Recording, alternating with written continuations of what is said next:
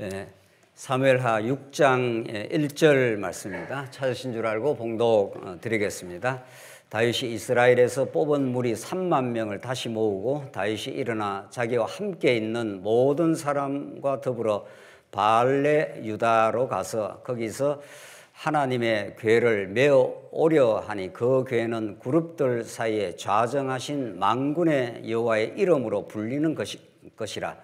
그들이 하나님의 궤를 새 수레에 싣고 산에 있는 아비나답의 집에서 나오는데 아비나답의 아들 우사와 아효가 그 새 수레를 모으니라.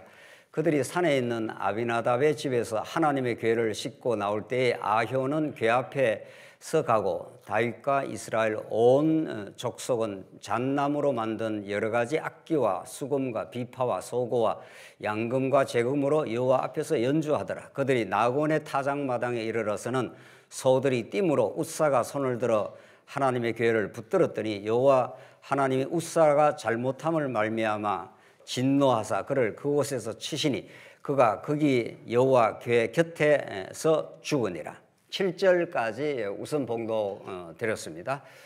우리는 지금 하나님께서 아브라함에게 언약하신 대로 자손 땅 통치를 하나님께서 허락하시고 그 땅에 하나님의 영광을 드러내는 모형적 하나님 나라 이스라엘 나라를 하나님께서 세워주시겠다 이렇게 약속하시고 그 약속을 차근차근 역사를 통해서 성취하시는 여호와 하나님의 그 솜씨, 그 능력, 그 은혜를 우리가 확인하고 있습니다.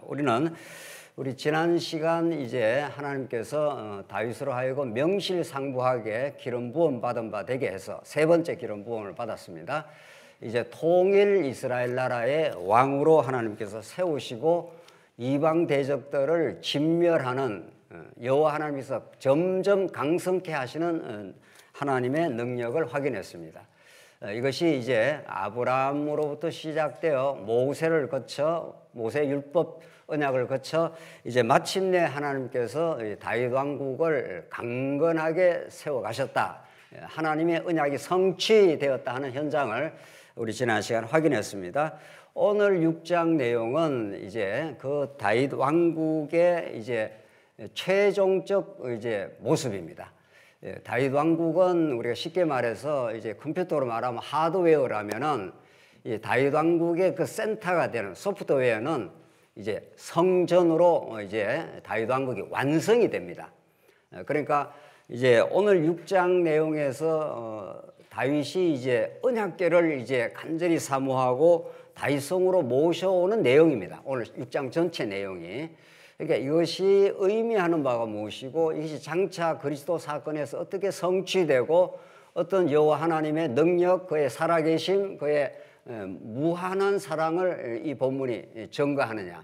그러니까 우리가 구약을 볼 때 구약이 모형이니까 이제 구약은 하나님의 언약의 나라, 하나님 나라를 이제 다윗 왕국이라고 하는 모형을 통해서 보여줬지 않습니까? 그러니까 구약을 우리가 차근차근 읽으면은 우리는 자동적으로 신약에서 어떻게 그리스도 안에서 이게 성취될 것인가. 그리고 그리스도 안에서 성취된다는 말은 여러분과 제가 그리스도의 지체로서 한 몸의 지체로서 우리가 하나님 나라인 교회를 우리가 살고 있기 때문에 우리 안에 아주 내면적으로 실제로 성취됩니다. 이제 새 언약의 성취인데 새 언약이 이제 진리를 이제 돌비에 새겨 놓는 것이 아니라 우리의 신비에 마음비에 새겨서 하나님 살아계시고 우리와 함께 하시고 우리를 성전 삼아서 하나님 나라를 누리게 하신다. 그 말 아닙니까? 그러니까 구약의 전체적인 언약의 줄기는 최종적으로 새 언약의 성취로 이제 클라이막스가 이루어지는 거죠. 여러분 그 안에서 물론 이제 그리스도를 통해서 그러니까 오늘 6장 내용에서 왜 그토록 다윗이 언약궤를 사모했는가? 언약궤로 상징되는 그 성전 사상을 다윗이 하나님께 주셨는가? 그것을 어떤 언약을 이루시고 어떤 하나님을 우리에게 가르쳐 주시는가? 이런 엄청난 이야기가 이제 6장 이 간단한 사건 속에 이제 쉽게 말해서 다윗이 언약궤를 가져와서 다윗성에 이제 모시는 내용입니다. 그 과정에 복과 저주가 이제 막 실현이 되는데 우사가 잘못 만졌다가 죽고 엄청난 이제 죽음이 생기고 오베데돔에 이제 안치를 해놨는데 거기서 복을 주시고 복과 저주가 막 일어납니다. 그러니까 이 간단한 사건을 통해서 우리는 성경 전체를 아우르고 있잖아요. 성경 전체 맥락 속에서 이 본문을 보게 될 때 이 본문이 오늘 참으로 얼마나 소중한 진리인지 모릅니다. 언약궤가 돌아옴으로 다윗 왕국의 화룡점정 같은 마지막에 이제 마지막 딱 점이 찍히면서 성전으로 완성이 되어 간다 이런 거죠. 실제 이제 다윗 왕국 이후에 솔로몬을 통해서 그 찬란한 성전이 지어지지 않습니까?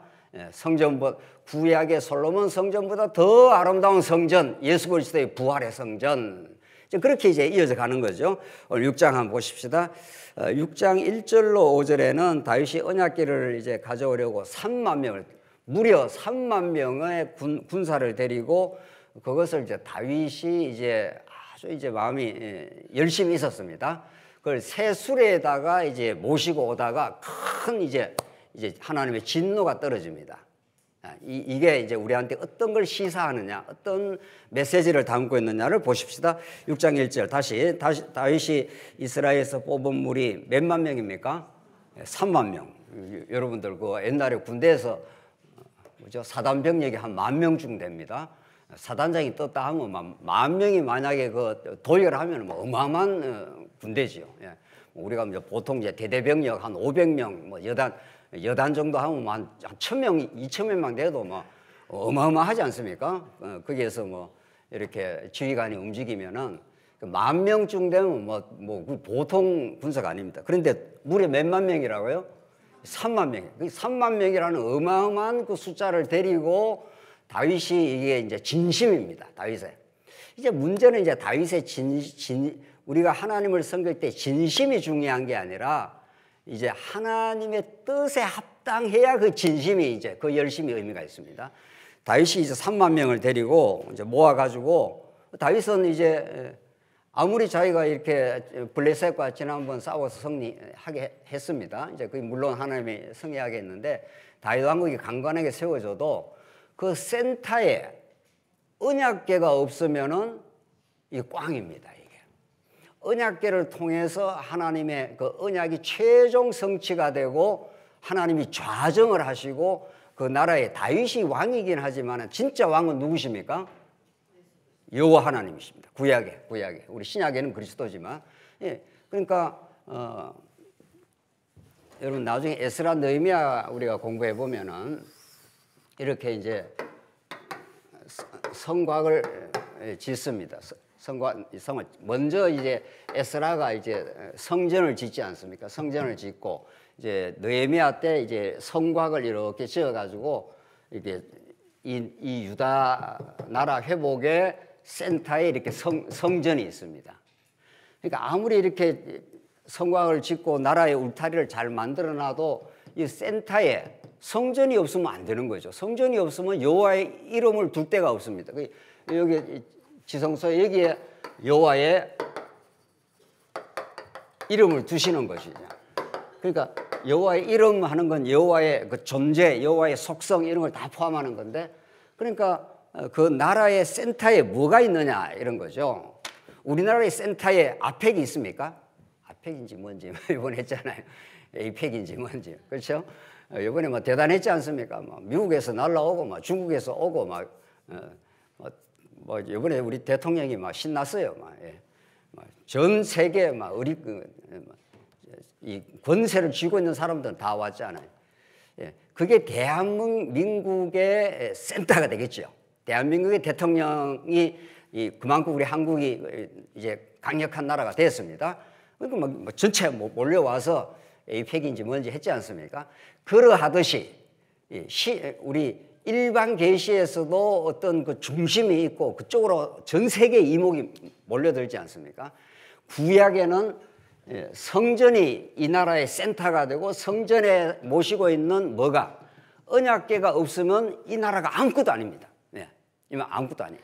그래서 다윗이 이제 하나님께서 다윗에게 그런 마음을 주신 거죠. 그래서 3만 명을 모아가지고 이제 방치되었던 20년 동안 방치되었던 언약궤를 이제 가지러 이제 간 겁니다. 2절 다윗이 일어나 자기와 함께 있는 모든 사람과 더불어 바알레 유다로 가서 거기서 하나님의 궤를 메어 오려 하니 그 궤는 그룹들 사이에 좌정하신 만군의 여호와의 이름으로 불리는 것이다. 그 언약궤가 얼마나 중요한 상징인가 하면은 이스라엘 나라에 그룹들 사이에 좌정을 해 있다는 거예요. 그룹들 사이에, 천사 그룹들 사이에 좌정해 있는 만군의 여호와의 이름, 이 만군의 여호와의 이름이라는 것이 신학적으로 엄청 중요합니다.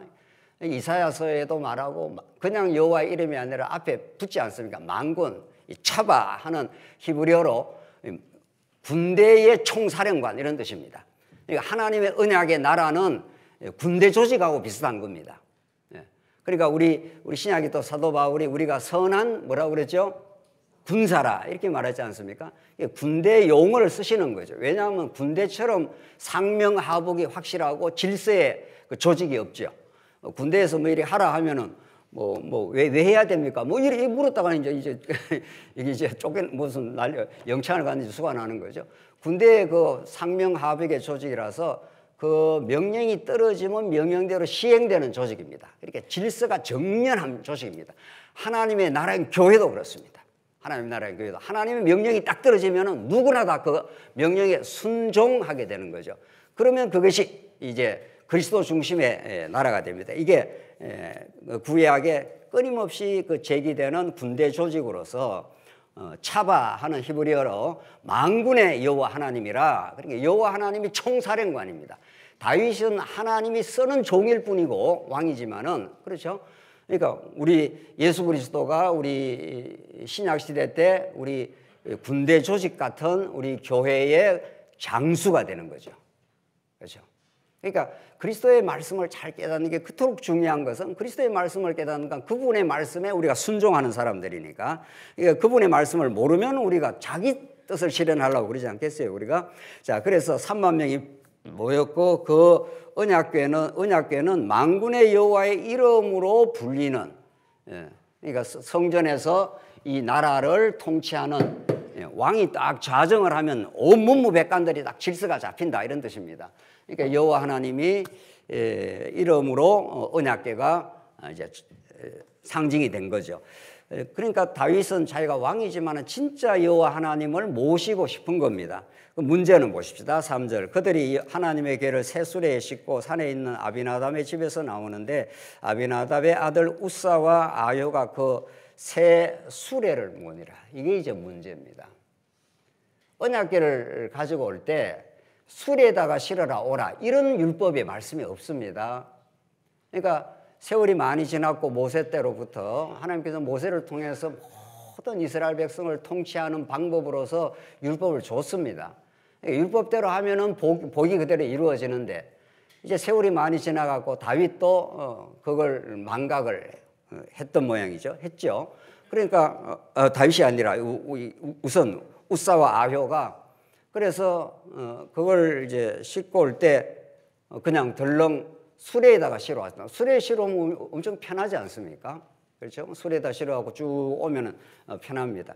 이게 이제 하나님 앞에서 이제 문제가 된 겁니다. 4절 봅시다. 그들이 산에 있는 아비나답의 집에서 하나님의 궤를 싣고 나올 때에 아효는 궤 앞에서 가고 다윗과 이스라엘 온 족속은 잣나무로 만든 여러 가지 악기와 수금과 비파와 소고와 양금과 제금으로 여호와 앞에서 연주하더라. 뭐 찬양하고 이제 온 축제가 벌어진 겁니다. 이벤트라고 말하면 이런 좋은 이벤트는 없는 거죠. 예.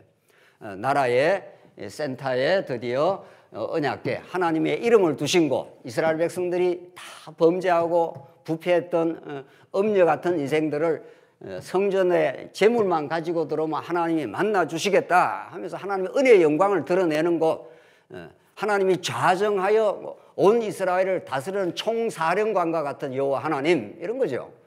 그러니까 얼마나 이게 진짜 좋은 일이 벌어졌습니다. 문제는 율법대로 안 한 겁니다. 구약의 율법은 너무도 중요하죠. 구약의 율법은 지금 오늘은 많은 신학자들이 구약은 율법이고 신약은 복음이라 하는데, 이 아브라함 언약입니다. 아브라함 언약이고 모세를 통해서 율법을 주시는데, 구약은 율법이고 신약은 복음인데 천부당 만부당합니다. 구약도 복음이고 신약도 율법인데, 구약은 율법의 방식으로 하나님이 복음을 보여줬고, 신약은 예수 그리스도가 십자가와 부활의 방식으로 하나님이 복음을 보여준 거죠. 그래서 사랑의 법을 율법과 대응이 되는 사랑의 법으로 하나님께서 이 교회를 이루어 가시는 거죠. 율법이라는 조항으로 이루는 게 아니라 이제는 새 언약의 방식으로 우리 마음 가운데 진리를 심겨주시고 하나님을 섬기게 할 수 있도록 그렇게 해주시는 거죠. 그래서 구약에는 율법으로 하나님 이스라엘 나라를 통치했는데 이들이 그걸 잃어버리고 언약궤를 제 방식으로 끌고 간 겁니다. 그렇죠? 구약의 언약궤를 옮길 때는 반드시 제사장들이 해야 되고 채를 깨가지고 이렇게 이제 메고 이렇게 가야 됩니다. 그게 하나님께서 율법에 그렇게 하라고 했습니다. 한번 찾아보겠습니다. 이거는 여러분 직접 한번 찾아보겠습니다. 민수기 4장 15절로 가보겠습니다. 정말 그렇게 돼 있는지. 4장 15절입니다. 진영을 떠나갈 때 아론과 그의 아들들이 성소와 성소의 모든 기구 덮는 일을 마치거든 고핫 자손들이 와서, 이게 전부 레위 자손들입니다. 고핫 자손들이 와서 뭐하라고 그랬습니까? 멜 것이니라. 어깨에 외야 됩니다. 채를 이렇게 깨가지고. 그러나 성물은 어떻게 하라고 그럽니까? 만지지 말라. 그거 만지면 죽습니다. 그러니까 하나님이 지정한 제사장들만 관리하게 되어 있습니다. 그걸 마치 그냥 만져다가는 죽는 거예요. 그래서 우사가 죽습니다. 성물은 만지지 말라. 그들이 죽으리라. 회막 물건 중에서 이것은 고핫 자손이 어떻게 하라고 했습니까? 멜 것이며 술에다가 실으면 안 된다, 이런 뜻입니다. 그러나 다윗도 그 당시에 우사와 아여도 율법을 다 망각을 해버린 겁니다. 지금 우리가 여기 공부하고 있지 않습니까? 다윗 시대에. 그러니까 율법이라는 하나님의 나라를 하나님께서 아브라함에게 큰 민족을 이루어주겠다, 큰 나라를 이루어주겠다 하고 하나님 율법이라는 방식을 통해서 하나님이 이루어준 겁니다. 이루어주는 겁니다. 그러니까 율법대로 하면 복이 오는 거고 율법대로 안 하면 뭐가 오는 거죠? 저주가 오는 겁니다. 그 복과 저주를 통해서 하나님 이 구약의 이스라엘을 통치하겠다, 이런 뜻입니다. 그리고 그것을 예수 안에서 이루시겠다, 이런 뜻 아닙니까? 근데 다윗 시대 때 술에다 몰아서, 술에 몰니까 엄청 편하죠. 우리로 말하면 이렇게 자가용이나 마찬가지입니다. 트럭 같은 데서 쭉 몰고 가면 아주 편하지 않습니까? 그렇게 하면 안 된다는 거죠. 그래서 언약궤라는 것이 우리 구약의 민수기서에 보면은 이스라엘 백성들이 유진할 때도, 이스라엘 백성이 전진할 때도 모든 언약궤를 중심으로 되어 있습니다. 유진할 때 딱 이렇게 머물러 있을 때는 12지파가 언약궤 주변에 뺑 질서 정연하게 이렇게 우리 공부한 내용 아닙니까? 이렇게 언약궤가 있으면은 12지파가 아무렇게나 이렇게 자리매김이 되는 게 아닙니다.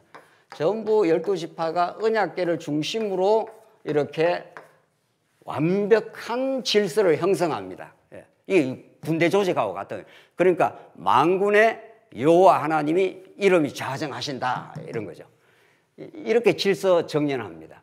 우리 교회가 그런 거죠. 하나님의 말씀이 말씀대로만 잘 전거되고 성도의 말씀을 잘 받기만 한다면은 우리 모두는 자기 자리매김이 정확해집니다. 정확한 자리매김에 의해서 서로 충돌하는 것이 많이 사라질 것입니다.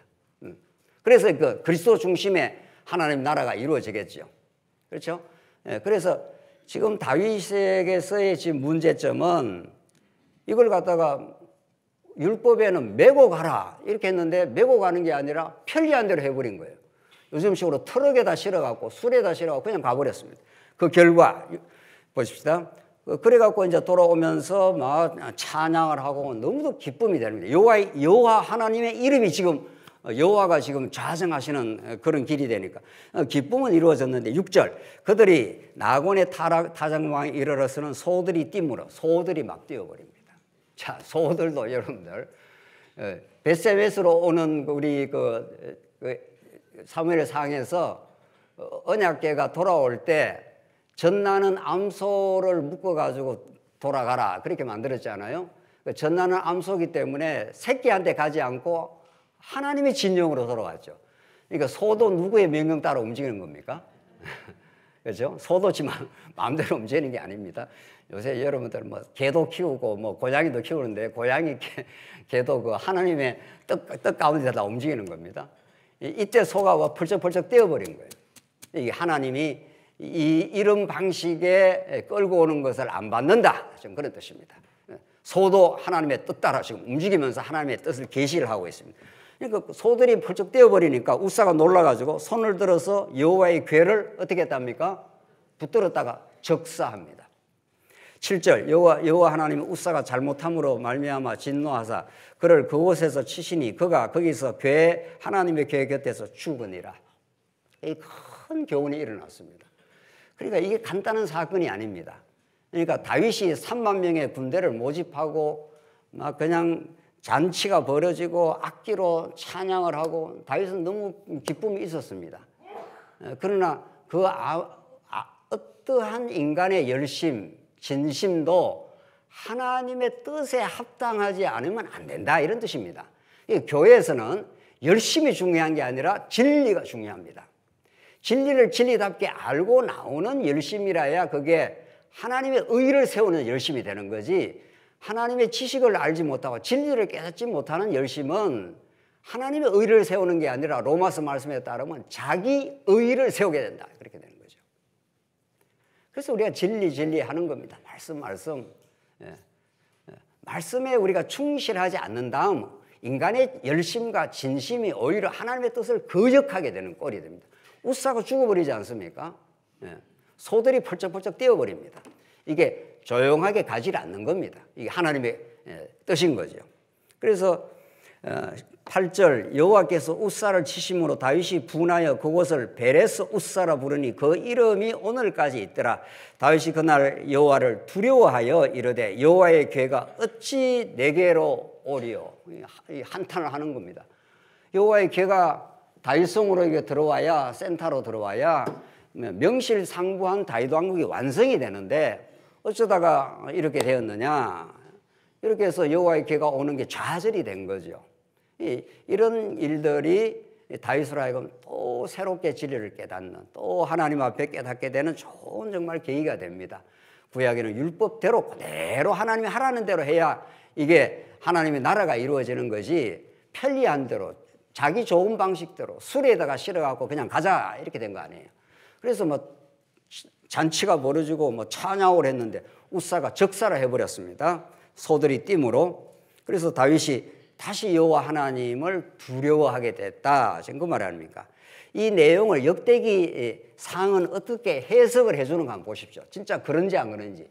이게 궤를 매지 않아서 어떤 일이 발생했다는 걸 역대기 상하가 이 본문을 그대로 해석을 해줍니다. 한번 가겠습니다. 역대기 상 15장 13절 보십시오. 15장 13절 전에는 너희가 매지 아니하였으므로 나오죠. 율법에는 그대로 매라는 거죠. 매고 운반해야 된다. 근데 사람 생각으로 해버린 겁니다. 수레에다가 실으면 더 좋지 이렇게 됩니다. 하나님 아니야 이렇게 된 겁니다. 너희들이 아무리 열심히 있어도 하나님의 뜻에 따른 열심이 아니라면 그거는 가짜 열심 이렇게 되는 거죠. 13절 전에는 너희가 매지 아니하였으므로 우리 하나님 여호와께서 우리를 찢으셨으니 진노를 퍼붓는다는 겁니다. 이는 우리가 규례대로 그에게 구하지 아니하였음이라 하니 이에 제사장들과 레위 사람들이 이스라엘 하나님 여호와의 궤를 메고 나오죠. 메고 올라가리 하여 몸을 성결하게 하고 모세가 여호와의 말씀을 따라 명령한 대로 레위 사람이 채 하나님의 궤를 꿰어 어깨에 뭐라고 했습니까? 매니라 이렇게 되어 있습니다. 그러니까 매지 않았던 그게 아무리 사람이 열심을 하려고 한다고 해서 하나님이 그걸 안 받는다 이런 뜻입니다. 아니, 세상 사람들이 얼마나 열심을 냅니까? 얼마나 열심을 지금 열심히 안 사는 사람이 어디 있습니까? 지금 뭐 돈이라면 뭐 죽자 사자 지금 열심을 지금 다 하지 않습니까? 그걸로 되는 게 아니다. 하나님의 교회는 진리가 무엇이고 하나님의 법도가 무엇이고 하나님의 일은 하나님의 방법으로 하는 겁니다. 그래야 하나님 나라가 이루어지는 거죠. 교회를 하는데 돈이 필요하니까 어떤 돈이라도 가져와라. 그게 하나님의 나라가 이루어지는 게 아니라 세상 나라가 이루어지겠죠. 그래서 여러분과 제가 정말 진실한 마음으로 복음적으로 깨달은 마음으로 정말 협력을 하고 그것을 하나님이 기뻐 받으시지 하나님이 능력이 없겠습니까? 하나님이 무슨 물질이 없겠습니까? 이 우주 만물을 이 광활한 우주를 창조하신 분이신데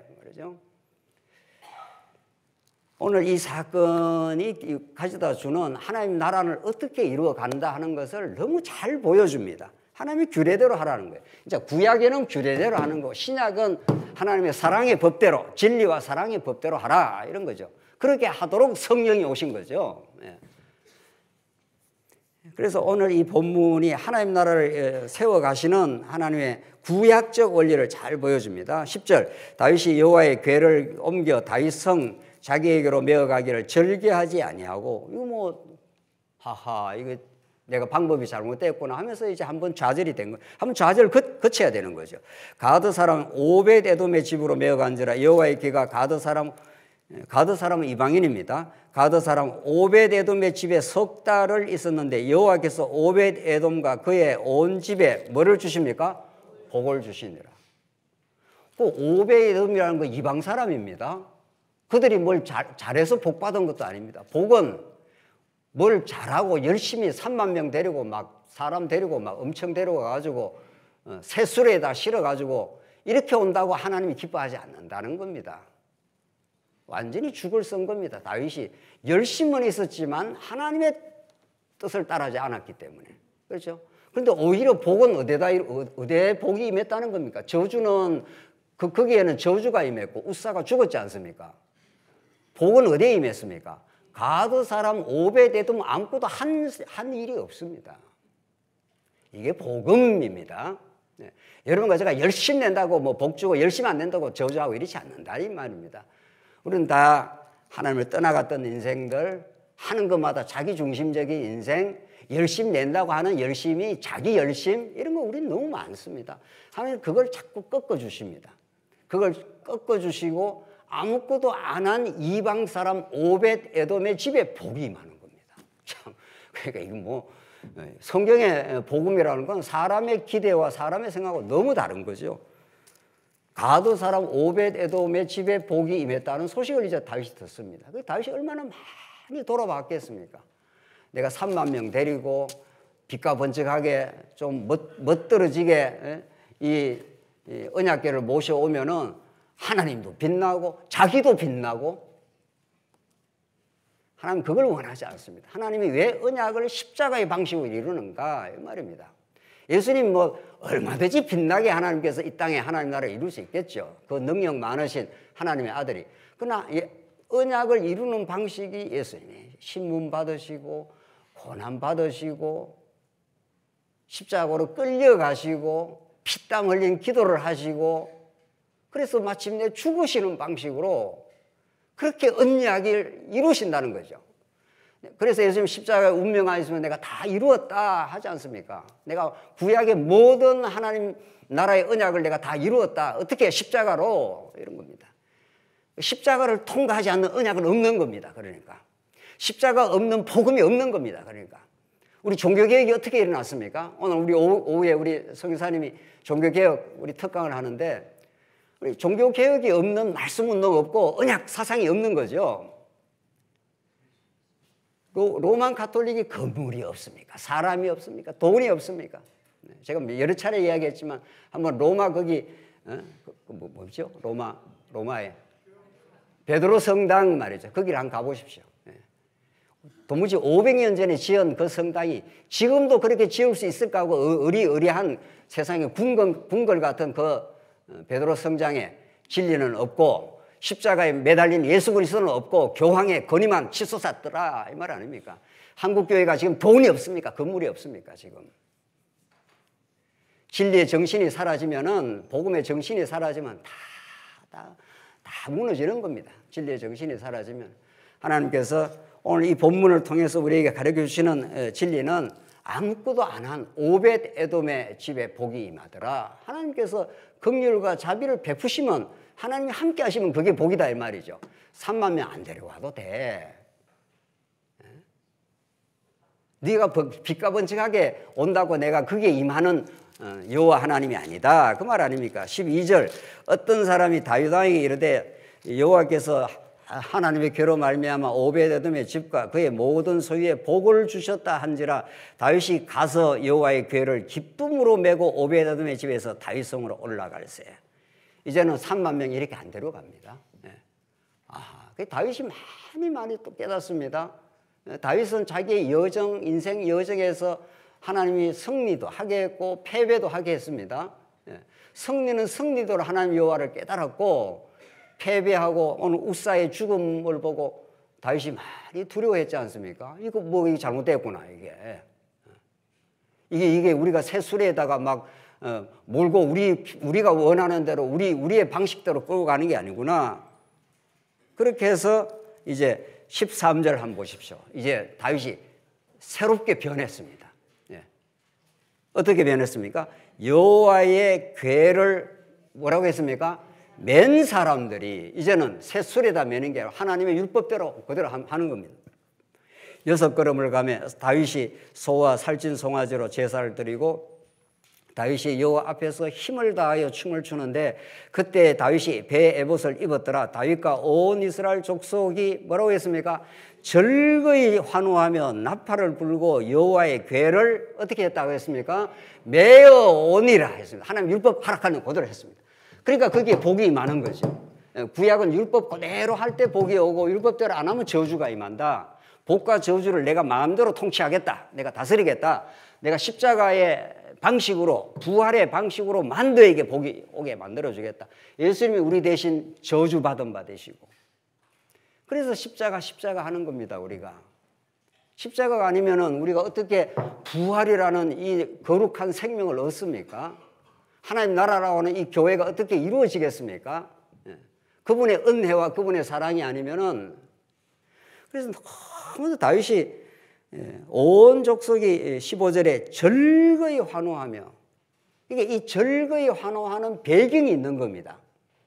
그냥 세상 사람들이 그냥 즐거이, 세상 사람도 뭐 즐거이 놀고 하지 않습니까? 그거하고는 너무 질적으로 다른 겁니다.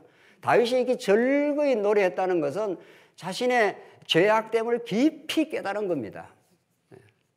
율법을 마음대로 내 방식대로 하나님을 섬기고자 하면은 이게 저주가 임한다는 걸 다윗이 뼈저리게 깨달은 겁니다.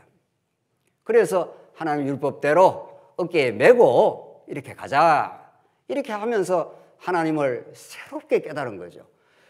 여러분과 제가 오늘 이 예배의 자리에 오는 건 기적입니다. 여기에 진짜 이 예배를 기적으로 받아들이고 기쁨과 즐거움으로 받아들이는 사람은 자신의 과거의 죄악됨을 늘 기억하는 사람입니다. 하나님, 나는 하나님 앞에 나올 수가 없는 사람입니다. 나오면 죽습니다. 대제사장이 1년에 한 번 여기 피를 가지고 여기 들어가지 않으면 이스라엘 백성은 다 죽습니다. 그러니까 하나님이 세우는 구약의 모형적 하나님 나라는 제사장 나라라 그러지 않습니까? 그게 하나님 나라의 정체성입니다. 제사가 없는 나라가 없다. 제사를 통해서만 하나님께 나갈 수 있다, 이 말 아닙니까? 그래서 예수 그리스도의 십자가를 통해서만 하나님께 나갈 수 있다, 이 뜻입니다. 오늘 우리가 오후에 특강을 듣겠습니다만은 루터가 그냥 자기 방법으로 어떻게든지 보석을 하고 하나님께 나가보려고 하다가 덜컥 이제 갈라디아서가 깨달아지지 않습니까? 그리스도와 함께 십자가에 우리는 못 박혔나니 이제 내가 산 것이 아니요 내 안에 그리스도가 사신 것이라. 그리스도를 말미암아 우리 하나님께 즐거이 나갈 수 있다, 이 말 아닙니까, 우리는. 그래서 오늘 이 예배의 자리는 제가 지난번도 한번 했죠. 지난 주일날도 교회 오셨죠. 오늘 또 오셨죠. 또 다음 주에 오실 겁니까, 안 오실 겁니까? 뭐 하나님, 그것도 하나님 계획인데, 매주 주일날만 되면은 꼬박꼬박 이렇게 나오는 건 이건 이런 기적이 없습니다. 하나님이 여러분과 저를 이렇게 이 자리에 부르지 않으면 못 나옵니다. 그냥 나온 게 아닙니다. 왜 세상에 모든 지금 예수 안 믿는 사람들은 오늘 같은 날 지멋대로 자기 쾌락을 위해서 그렇게 삽니까? 그 사람들이 우리보다 더 악인이어서 그렇습니까? 안 그렇습니다. 그러니까 오늘 이 예배당으로, 이 교회당으로 이 발걸음을 인도하는 발걸음이 오늘 다윗이 말하는 대로 15절에 다윗과 온 이스라엘 족속이 즐거이 환호하며 나팔을 불고 여호와의 궤를 메고 오니라. 여호와의 궤가 메고 와야, 여기 와야 하나님의 용서, 어떤 죄를 보면서도 여기 성전으로 들어가면 하나님이 용서해 주지 않습니까? 오늘 이 자리가 그런 자리 아닙니까? 하나님의 용서의 복음이, 사죄의 복음이 강단에서 막 나가는 거 아니겠어요? 그러니까 하나님 우리가 우리 찬양대에서 찬양하지 않습니까? 예. 찬양대만 찬양하는 건 아닙니다. 우리 모두를 대표해서 찬양하는 거죠. 그게 우리의 그 기쁨이라고요. 예. 그러니까 자기가 진리를 모르면, 자기가 얼마나 하나님 앞에 죄인인지 모르면 즐거움이 없는 거예요. 예. 세상 사람들 그래서 즐거움 찾아서 산만리 아닙니까? 구만리를 가는지 산만리를 가는지 말이죠. 어디 즐거운 데 없나 해갖고 말이죠. 어디. 하고 나면은 식어버리는 즐거움, 하고 나면 식어버리는 즐거움, 그 세상 즐거움들 말이죠. 돈벌이를 하든지 뭘 하든지 말이죠. 그 영원하지 않아요. 오늘 우리 장로님 기도했지 않습니까? 오늘 우리 이 순간에 영원한 우리 현재의 그 즐거움은 영원으로 이어집니다. 진짜 예수 안에 이루어지는 저는 우리 샘 솟는 늘 즐거움입니다.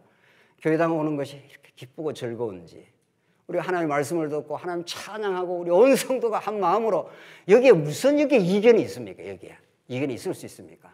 하나님을 찬양하는데 이견이 있을 수 없어요. 의견은 좀 차이가 있고 토론할 수 있어요. 그걸 우리가 인정 안 하는 건 아닌데, 그러니까 그런 곳이 하나님 나라요. 그런 곳이 하나님을 찬양하는 것이죠. 오늘 지금 다윗의 오늘 이 내용이 우리에게 너무 잘 보여주지 않습니까? 16절로부터 이제 마지막 대목입니다. 다윗이 뛰놀며 춤추며 이제 제사를 드리니까 이게 또 하나의 참 희한한 사건이 하나 발생을 합니다. 미갈이 그걸 업신여기다가 저주받습니다. 그러니까 오늘 본문의 내용은 복과 저주가 계속 나오지 않습니까? 구약은 어떻게 된다고 했습니까? 이렇게 하면 복이고 이렇게 하면 저주다. 이렇게 하면 생명이고 사망이다. 이걸로 가지고 하나님이 나라를 통치하는데, 오늘 이 다윗 이 언약궤를 가지고 오는데 복과 저주가 계속 번갈아 가면서 나타나는 거죠. 이렇게 내가 하나님이 통치하신다는 겁니다. 어떻게? 미갈이 그 들어오면서 다윗이 이렇게 뛰노는 걸 보고 업신여깁니다. 이게 저주거리라는 겁니다. 이게 오늘의 정서로는 이게 잘 이해가 안 됩니다. 여러분, 그러니까 우리 구약을 읽을 때 언제나 그리스도를 통해서 오늘 읽어야 되지, 그리스도를 통하지 않으면은 아이고 좀 뭐 남편이 그냥 남편을 약간 업신여긴 거예요. 남편 업신여겼다고 막 그냥 저주받으면 이거 살아남을 사람이 있겠습니까? 그러니 이게 참 구약이 쉽고도 어려운 책이 되는 거죠. 이게 무슨 의미를 갖고 있는, 어떤 복음적 의미를 갖고 있는, 한번 읽고 오늘 정리하겠습니다. 16절, 여호와의 궤가 다윗 성으로 들어올 때 사울의 딸 미갈이 창으로 내다보다가 다윗 왕이 여호와 앞에서 뛰놀며 춤추는 것을 보고 심중에 그를 뭐라고 했습니까? 업신여기니라. 그러니까 다윗은 하늘의 동선을 따라간 사람이고 미갈은 땅의 동선을 따라가는 사람이에요. 다윗이 기뻐한 것은 자기 쾌락과적인 기쁨이 아니라 하나님이 우리를 받아주셨다. 하나님의 언약궤를 우리 다윗성에 도입해 주심으로 다윗 왕국이 완성이 되는 모습이다. 하나님 우리와 함께 하신다. 이 기쁨을 노래한 건데, 미갈은 그런 하나님의 언약의 선을 못 따라간 거죠. 땅의 것만 보는 거예요. 저렇게 왕이 주책 없이 노냐 뭐 이런 거 아니에요. 지금 다윗이 주책 없이 논다 안 논다 이런 차원이 전혀 아니지 않습니까? 17절, 여호와의 궤를 메고 들어가서 다윗이 그것을 위하여 친 장막 가운데 그 준비한 자리에 그것을 두매 다윗이 번제와 화목제를 여호와 앞에 드리니라. 이게 얼마나 즐거운 일인지 모릅니다. 이 성전에서 번제 드리고, 번제는 불로 태워서 드리는 거, 화목제를 드리고 나면 하나님 여호와와 이스라엘 백성이 뭐 하는 자리입니까? 화목하는 자리예요. 이 화목제가 드려져야 이스라엘 백성들이 죄가 사해지고 하나님과 하나가 되는 거 아니겠습니까? 하나님과 분리되었다, 하나님과 떨어져 나왔다, 그게 저주란 말이죠. 아담이 선악과를 따먹고 하나님부터 분리돼 버리지 않습니까? 그게 우리 모든 타락한 이 죄악 가운데, 죽음 가운데 살아가는 인생들의 모습인 거죠. 이 땅에서 무엇을 해도 참 행복이 없다 이 말 아닙니까? 진정한 기쁨이 없다는 거 아니에요. 아담 타락 이후에 어떤 뭘 해도. 하나님과 회복을 우리는 번제와 화목제를 통해서만 가능한 겁니다. 여러분과 제가 하나님을 아버지 이렇게 하는 건 뭐 때문에 가능한 겁니까?